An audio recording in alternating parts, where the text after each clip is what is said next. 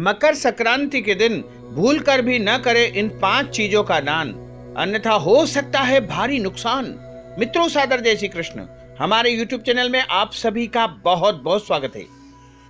मैं हूं आपके साथ आचार्य धर्मेंद्र शास्त्री। सबसे पहले तो आपको और आपके पूरे परिवार को मकर संक्रांति की हमारे पूरे परिवार की तरफ से बहुत बहुत शुभकामनाएं और बधाइयां। भगवान की कृपा से आप फले फूले, स्वस्थ रहे, सुखी रहे, संपन्न रहे, उन्नति करे, प्रगति करे, यही शुभकामना आपके और आपके पूरे परिवार के लिए है। तो मित्रों, मकर संक्रांति का जो महापर्व है वह जो है विशेष रूप से सूर्य भगवान के मकर राशि में प्रवेश करने पर मनाया जाता है। क्योंकि संक्रांति तो प्रत्येक माह में आती है, लेकिन मकर राशि में प्रवेश करना एक अद्भुत घटनाक्रम माना जाता है, क्योंकि इस समय से ही सूर्य भगवान उत्तरायण में चले जाते हैं, जिसे उत्तरायण सूर्य कहा जाता है। दक्षिणायन जो कि देवताओं की रात्रि मानी गई है और उत्तरायण जो कि देवताओं का दिन माना गया है। और जब सूर्य देवता उत्तरायण में प्रवेश करते हैं तब सभी शुभ कार्यों का शुभारंभ होता है और तभी से विवाह आदि श्रेष्ठ कर्म उत्तरायण में संपन्न किए जाते हैं। उत्तरायण एक प्रकार से सकारात्मक ऊर्जा प्रवाह का समय माना जाता है। इसीलिए इस काल से जो है मनुष्य की जो कर्म शक्ति है वह बढ़ जाती है और मनुष्य के अंदर सक्रियता बढ़ने लगती है। जैसे ही उत्तरायण शुरू होता है वैसे ही दिन आपको बड़े दिखाई देंगे और रातें लगभग छोटी होना शुरू हो जाएगी। तो उत्तरायण एक प्रकार से सक्रियता और कर्मठता का प्रतीक माना जाता है।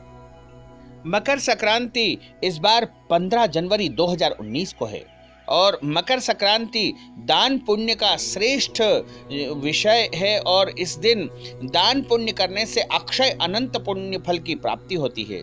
लेकिन इस दिन क्या दान करना चाहिए और क्या नहीं करना चाहिए, इसका भी विशेष रूप से आपको ध्यान रखना चाहिए। क्योंकि इस दिन यदि आप दान करना चाहते हैं तो बहुत सी वस्तुएं हैं जिनका आप दान कर सकते हैं, जैसे चावल का दान, खिचड़ी का दान, तिल का दान, अच्छे कपड़े का दान। इसके अलावा और भी अन्य कई धातुओं का दान भी इस दिन किया जाता है। लेकिन कुछ 5 चीजें हैं, इनका दान मकर संक्रांति के दिन गलती से भी नहीं करना चाहिए, अन्यथा आपके घर की लक्ष्मी आपके घर से चली जाएगी और आपके घर में हमेशा हमेशा के लिए गरीबी, बीमारी, दरिद्रता और कई प्रकार के कष्ट निवास करने लगेंगे। तो आप ध्यानपूर्वक सुन लीजिएगा, ध्यानपूर्वक देख लीजिए और नोट कर लीजिए कि इन 5 चीजों में से कोई भी वस्तु आपको मकर संक्रांति में दान नहीं करना चाहिए। सबसे पहली वस्तु है झाड़ू। झाड़ू मकर संक्रांति के दिन दान नहीं करना चाहिए। झाड़ू लक्ष्मी का प्रतीक मानी गई है। यदि आप झाड़ू का दान मकर संक्रांति के पर्व पर करेंगे तो आपके घर से लक्ष्मी चली जाएगी। इसलिए आप गलती से भी मकर संक्रांति के दिन झाड़ू का दान बिल्कुल नहीं करें। झाड़ू का दान मकर संक्रांति में वर्जित माना गया है। इसके बाद दूसरी वस्तु आती है पुराने कपड़े। कई लोग अपने कपड़े संभाल करके रखते हैं और मकर संक्रांति के दिन गरीबों, दीनहीनों या जरूरतमंद लोगों को पुराने कपड़े दान करते हैं। यदि आपको कपड़े दान करना है तो नए कपड़े आप मकर संक्रांति के दिन दान करें, लेकिन पुराने कपड़े भूल कर भी दान न करें। इसके बाद तीसरी वस्तु आती है बचा हुआ या उपयोग किया हुआ पुराना तेल। पुराना तेल भी मकर संक्रांति के दिन दान नहीं करना चाहिए। यदि आप दान करना ही चाहते हैं तो नया तेल, शुद्ध तेल आपको दान करना चाहिए। पुराना तेल यदि आप दान करेंगे तो शनिदेव आपसे कुपित हो जाएंगे। और चौथी वस्तु आती है प्लास्टिक के बर्तन।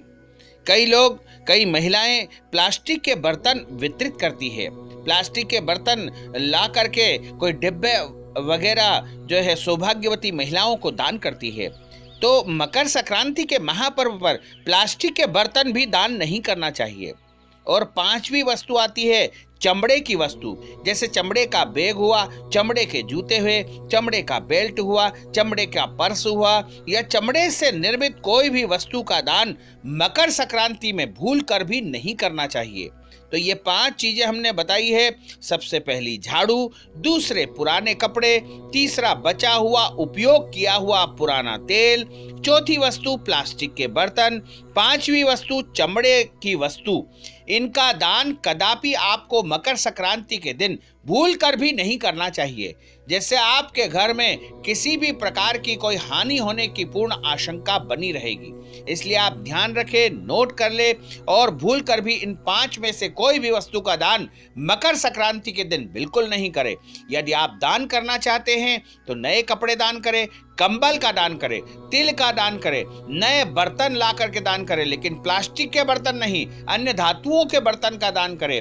और आप गेहूं का दान करें, आटे का दान करें और भोजन से संबंधित कोई भी वस्तु का दान करें, फल का दान करें, दवाई का दान करें या अन्य धातुओं के बर्तन जैसे सोना, चांदी, तांबा या पूजन उपयोगी वस्तुओं का दान आप कर सकते हैं। तो ये वस्तु आप दान करें, लेकिन 5 जो वस्तु जो हमने आपको बताई है उनका दान आपको भूल कर भी नहीं करना चाहिए।